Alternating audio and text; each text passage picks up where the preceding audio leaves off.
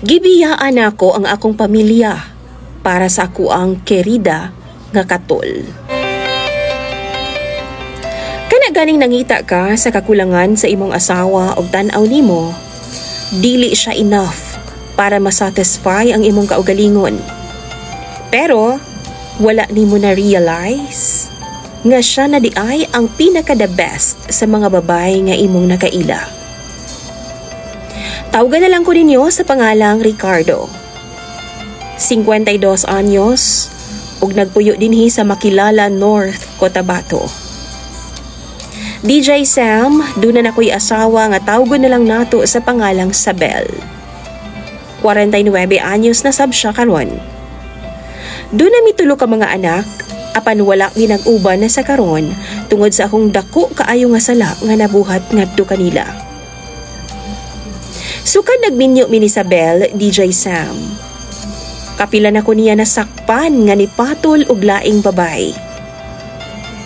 Mapa-helper namo sa tindahan, igagaw niya, or bisan kinsa na lang DJ Sam ang akong nahimong kerida kaniadto. Sige na lang mig-away. Apan tungod na higugma siya nako og para sab sa among mga anak, balik-balik pud ko niyang ginapasaylo. Ug tungod balik-balik pud ko niyang ginapasaylo, DJ Sam, nagdasa ko ug wa mi tagam ug nagsige ra gihapon og pangabit. Niabot pa gani sa punto nga nagkasakit mi og STD sa akong asawa tungod sa kuang bisyo.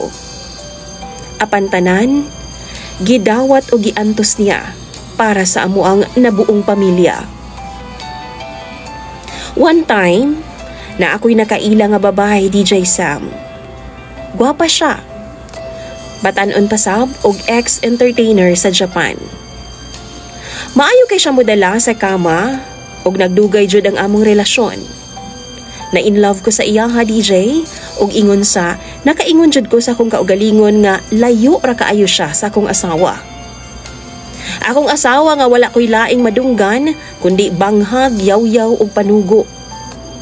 Hangtod nga walay adlaw nga dili na mi mag-away, DJ Sam, sa akong misis. Maong nakadesisyon na lang ko nga mubiya na lang ko niya.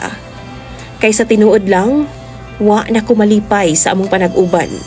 Human ko bibiya sa among bay, nag-uban naming duha ni Margie sa among girentahan nga apartment. Unang pila ka buwan sa among panag-uban, malipayon mi o very hot sa kama ang akong live-in partner nga si Margie. Pero paglabay sa 3 ka buwan, napansin nako nga dili naman siya kaayo ga palabot nako. Og napansin pud nako nga sige na lang siya glakaw. Dili na gani halos muuli sa among apartment. Kung muuli man, hubog. Madunggan pud nako nga duna siya'y katawag ng mga lalaki sa cellphone bago siya mulakaw. Hangtod nga, wa na ko kaantos pa. O gi-confront na gid nako siya, DJ Sam, og unsa di ay ang iyang ginalakaw. Tahasan po niyang giangkon nga kadtong iyahang mga katawag, iyaha daw tong mga kliyente. Gapalabot daw siya sa ilaha, DJ Sam, bugti sa bayad. Nashock yun ko, kaysa tinuod lang, wala ko masayod aning tanan. Ni wala ko'y makita nga sign, kay buutan kay siya sa kong atubangan. Iya akong gipangutana kung madawat ba nako ang iyahang trabaho, DJ Sam, kay kung dili man, abli daw among pultahan. Libre daw kung mupahawa ko sa apartment. DJ Sam, nahigugma gyud ko kang Margie sa tinuod lang. Apan daw dili na ko madawat nga ana siya nga klase nga pagkababay. Dili na pud ko niya halos ginapagbigyan sa kama, DJ Sam. Kay lagi, kapoy na siya sa ubang lalaki. One time, akong gichat ang akong misis. Apan, wa ko niya gireplyan. DJ Sam, ingon sa gimingaw ko sa akong pamilya karon.